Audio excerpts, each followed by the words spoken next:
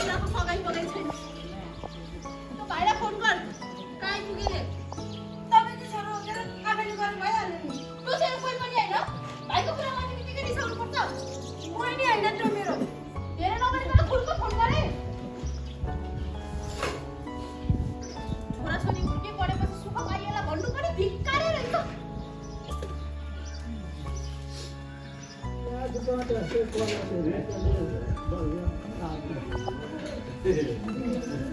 Mummy के भयो? Scooter नकिनिदिने भनेको कि। मैले पैसा थाहा दिने हस्पिटलले स्कुटर किन्नु भनेको। जति सम्झाए पनि नलाउने। कहाँ आइपुगे रे? कहाँ आइपुगे रे के दाइ? त्यही दाजुमा आइपुगेर क्या। ए हो? मैले भात बसालेँ, तरकारी पकाएँ। म भोलिको लागि गर्नु न मलाई झाउ लाग्छ नि गर्नु। मेरो चार हात छैन के जताततै घ्याउनलाई। एक काम त तैँले गरेकै हुन्छ।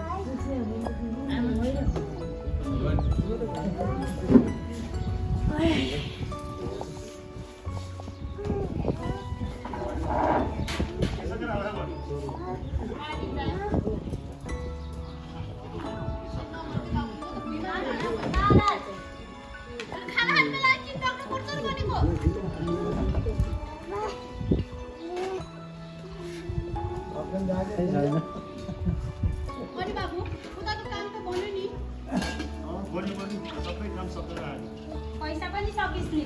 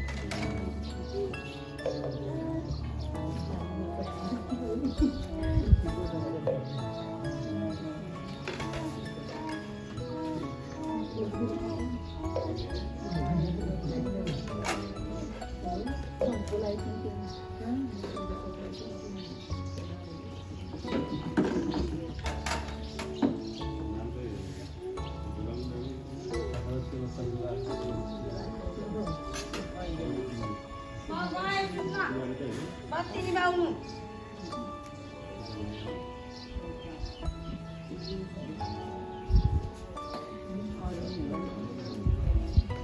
ए बाबु छिटो गर्न भनेको अनि त मान्छे भेटिन्न के फेरि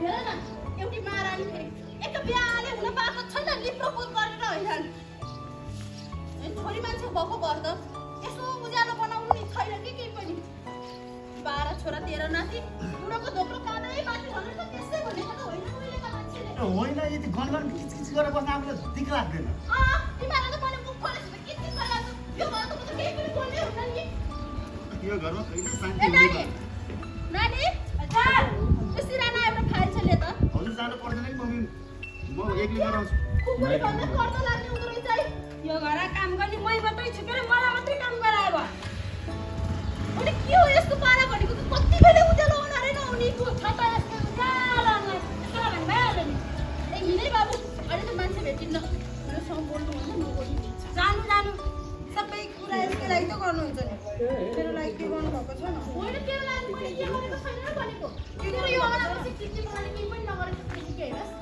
काठमाडौँ गएर नर्सिङ पढ्छु भने चोरी मान्छे एक्लै जानु होइन त्यही खर्चले पुर्याउन कसरी पुर्याउला भन्नुभयो ल त नि घरको स्थिति पनि यस्तै छ भनेर आफैलाई त्यही पनि मन नपरेको विषय लिएर पढेर चित्त बुझाएँ यसलाई त काठमाडौँमा होस्टेलमा राखेर पढाउन सक्नुभयो यसलाई त खर्चले नै पुग्यो त अर्को घर जाने यसरी किन खर्च गर्न पर्यो किन पढ्नु पर्यो त बुवा दाइ बुवा त यो घरको प्यारो छोरा बुढेसकालकै सारा त्यो भएर त तपाईँ क्यानाडा पठाउनलाई यो घर नै ब्याङ्कमा राखिएको छ त हेर्नु एक दिन यसका कारणले रुँदै हिँड्न परेन भने मलाई भन्नु होला ए मम्मीले सोसियल मिडिया चलाउने त मम्मीले हेपेको होस् तेरो चट्नी कलर सब भन्दिन् धेरै नगर अहिले त्यो तर्छ झारिदिन्छु फेरि मैले के गर्छ दाम झारिदिन्छु चुप लाएर बस नत्र के तिमीहरू कति बेला थाक्दैनौ खालि कुकुर बिरालो जस्तो भयो तेरो काम मसी खुरखुर हिँड्न सक्दैनस् महारानी हजुरले भित्र गएर बस्नुहोस् हस् यो सामान चाहिँ ल्याउनै बिर्सेँ अब एकातिरको चल्नु भएको हुन्थ्यो भाडै मासेको यो किचडको मम्मी मम्मी के भयो भनी बस्नुहोस् एकैछिन पर्खिनु न ल पर्खिरहेको छु आउनुहोस् म त काम पुगिसक्यो अहिले मलाई अब के हुन्छ काम छ के काम हो मलाई अलिकति पैसा दिनु न किन चाहियो र मलाई पैसा फेरि आज मेरो जन्मदिन हो कि साथीलाई खाजा खुवाउँछु भने थियो अनि पैसा पनि छैन मसँग नि छैन दिनु न पैसा दियो भने यो सामान लिएर जाने मलाई बस छैन पैसा खै त यो फरक चाहिँ कहाँबाट आयो दिनु न पैसा अलिक विचार गरेर हिँडे नानी अलिक विचार गरेर हिँड्ने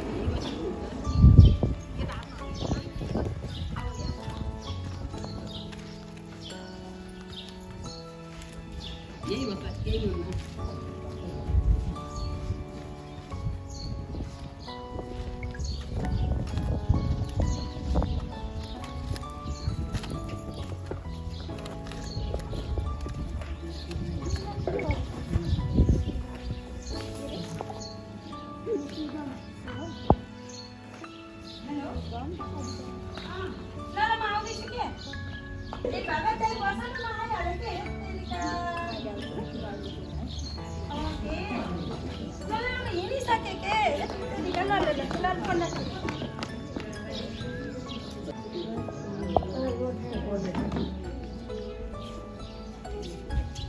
होइन के हो अनुहारमा त पुरै 12 बजिरहेको छ यार आफ्नो बर्थडेको दिन पनि कोही यति साह्रै निराश हुन्छ साँच्ची किन तिम्रो नामको अर्थ के थाहा छ नि? तिम्रो नामको अर्थ मनबाट सोच्ने, सपना देख्ने। अनि त्यस्तो नाम भएको मान्छेले यति साह्रो निराश गराउँछ त? त्यही मनबाट सोच्ने भएर त होला त्यस्तो भएको। मनबाट त भएको कुरा पो सोचिन्छ त यार। दिमाग धेरै चलाइन्छ त लाकी। यार तिमी नजिस्कन, मान्छेको कस्तो दिमाग खराब भइरहेछ। ल कहिले त्यो पनि लान्छु।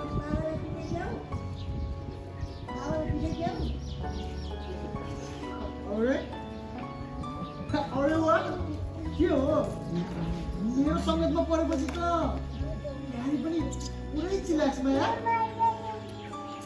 यार तिमी नजिस्कन।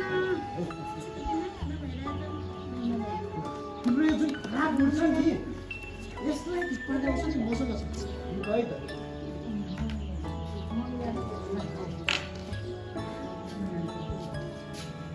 के गर्नु मैले यस्तो?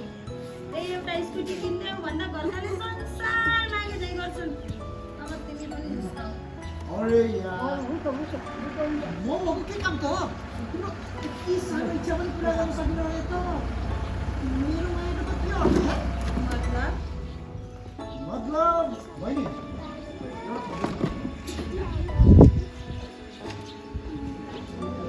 मतलब म तिमीलाई असाध्यै धेरै मनप्रिय गर्छु।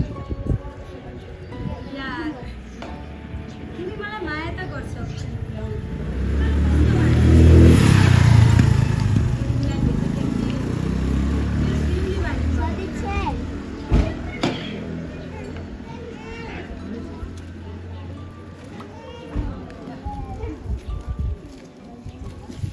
तिमीलाई उपहार चाहिएको छैन? उपहार के उपहार? यो हो तिमीलाई मेरो तर्फबाट जन्मदिनको उपहार। साँच्ची साँच्ची भनेको तिमीले? साँच्ची मेरो लागि लिएर आएको? पक्का हो नि? झुट बोलेको त होइन नि? Thank you. कस्तो केयर गर्छौ है तिमी? साँच्ची सुन न, एउटा कुरो भनौँ। भन न।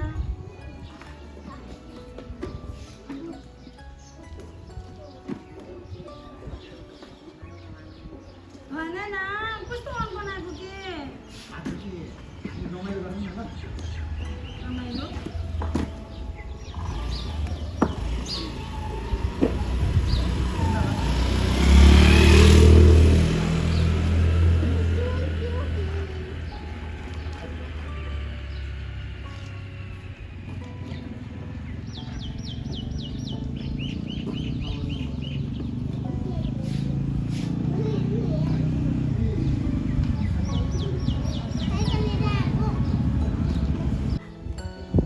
मेरो त यो घरमा मतलब नै छैन। मतलब नै नहुने भए किन जन्माएको? नजन्माएको भए भए। किन जन्माएको? हँ? देखिस् किन जन्माएको? हँ? म चाहिँ किन जन्माएको?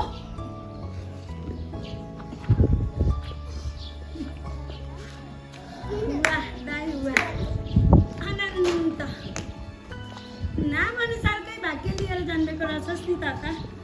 सीमाहीन, जसको कुनै सीमा नै छैन, जसको दिशा तय नै छैन। तैँले पाउने मायाको, सुविधाको केहीको सीमा छैन। सुन, छ्या!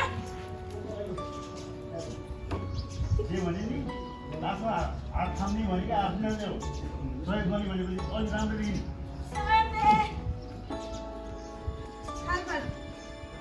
परिवार परिवार सब खलबल। अनि हजुर कता? म एकछिन माथि पूर्वमा गराउँछु। त्यहाँ झगडा नगरिकन बस्नु नि फेरि तिमीहरू। ल ल, म त खाना खान्छु।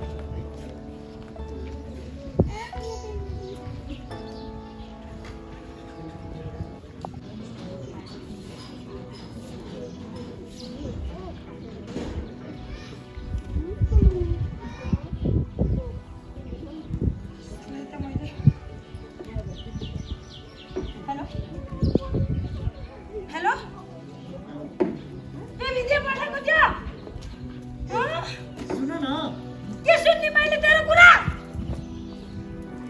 धेरै ठुलो कुरा नगर है। त्यहाँ के भनेको त प्रत्येक मानिस। अनि सुन, साँझ पख त्यहाँ पार्कमा आइज, अरू जान्दिनँ मैले। अहिले त भिडियो किन बनाएको हेलो साले फोन गर्छु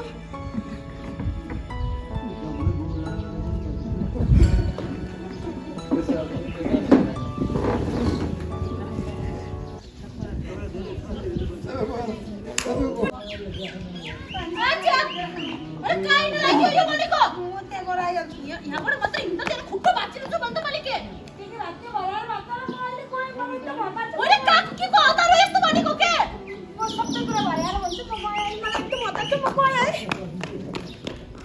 भगवान यो छोराछोरीले पनि मलाई दुःख गरेर बाँच्न दिनु भएन नि तँलाई कहिलेले केही पनि भनेको छैन के भयो? किन र? के भयो? आज अघि डराएर जस्तो गरेको छ पनि दिने दुःख दिने भयो ए घरबाटै भेजेदै भयो त्यसो गरौँ म अब हेर है यसरी दिन्छे यसलाई अब परामर्श केन्द्रमा लगेर हालिदिनु पर्ने हो यसरी त हुँदैन समाजमा के बिहार दिने अब राम्रो हुन्छ भने त हाल्न पर्यो नि अहिले अलिक कहाँ गयो कहाँ जानु नि हतार भयो मलाई त हतार भयो भन्दै छिटो छिटो आउँछु भन्दै गइनु नि अनि किन जान दिनु भयो त अब मैले बाँधेर राखेर बाँधिन्छ तेरो बहिनी होइन म त अरू केही कामै नगरेर त्यसकै कुराले घर बस्नु भनेको कि तपाईँ पनि कति खराब ए भगवान म त यो घरमा बोलेपछि त यिनीहरूलाई कराएको भयो केही सबै फुटाल्नु नहुने गाडी भाडा चाहिएन अलिकति चाहियो नि दिनु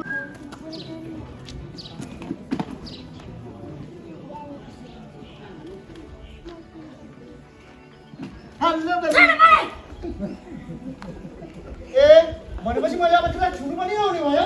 तिमीले हाम्रो प्राइभेट मोमेन्टको भिडियो किन बनाएको किन बनाएको रिल्याक्स बेबी, मैले भने त तिमीलाई त्यो भिडियो किन बनाएको भनेर। ए भनेपछि तिमीले जिस्किएर भनेको होइनौ जिस्किएर बनाएको होइनौ जिस्किएर बनाएको होइन बिस्तारो भनिरहेको छु। मैले तँमाथि लगानी गरेको बिना फाइदा कसले लगानी गर्छ यार? त्यही पनि तँलाई यति ठुलो आपत्ति किन हो? असँगै सुत्न सक्ने मान्छे अरू कसैको बिस्तारोमा जाँदैमा कति ठुलो कुरो भयो र? मैले तँलाई भरोसा गरेर कहिले के अरूसँग गरेछ तँलाई के भनिस् होला के थाहा? मसँग सुत्न सक्ने मान्छे अरूसँग सुतेनस्?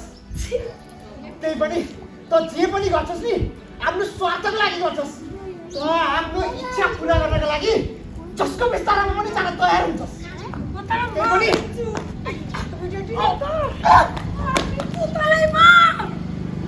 कसरी मार्छस्? कसरी मार्छस्? त आफूलाई हेर, त आफै मरे जस्तो भएको छस्। अझ मलाई मार्छु नि तेरो सबै इच्छा पुरा गर्ने म अनि मैले भनेको नमान्ने त अरे साइड लाइन मेरो फाइदा उठाइ तैँले मेरो नजिक आइस नि मेरो चरित्र हत्या गरिस् मलाई मारिदिन्छु लुइस नराम्रोसँग लुइस अब त मैले भनेको नमान्ने होइन त हेर्दै जा तेरा प्रत्येक भिडियोहरू सामाजिक सञ्जालमा भाइरल गरिदिन्छु अनि सियर हुन्छ काण्ड युक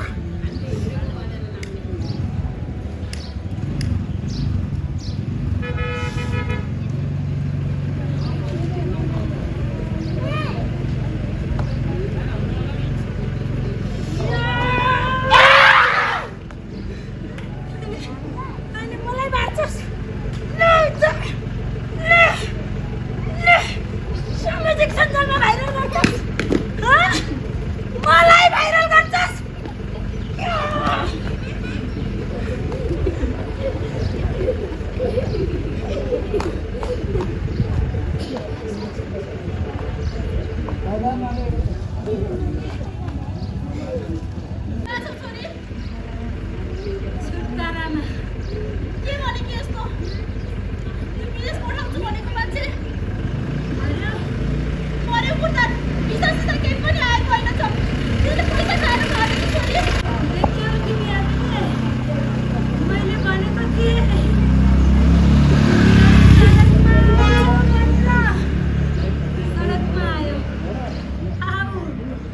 गरी सडकमा बस्नु। यो के भने कि छोरी भाइ पनि घर आएको छैन तिमी पनि यस्तो नसाको छौ अब म के गरौँ मैले पासो लाएको भयो हैन अब ए के बोलेको तिमीले के बोलेको म नसामा छैन माई माई तिमी चिन्ता नगर माई म बाहिर लिएर आउँछु तिमी चिन्ता नगर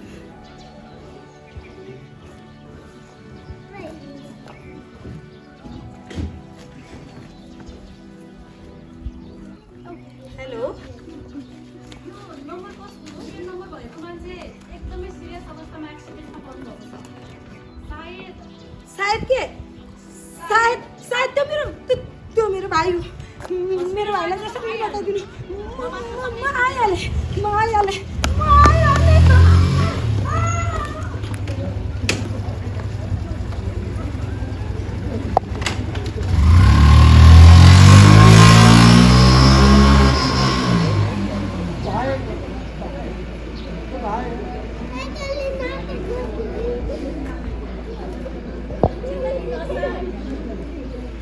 जिन्दगी भनेको एउटा सुनौलो अवसर हो जुन भगवान्ले एउटा वरदान दिनुभएको छ हामीले है झगडामा जिन्दगी खेर फाल्नु हुँदैन यो एउटा मित्रताको सुनौलो परिभाषा हो आऊ सबैजना मिली जिन्दगी सफल बनाऊ सुन्दर बनाऊ धन्यवाद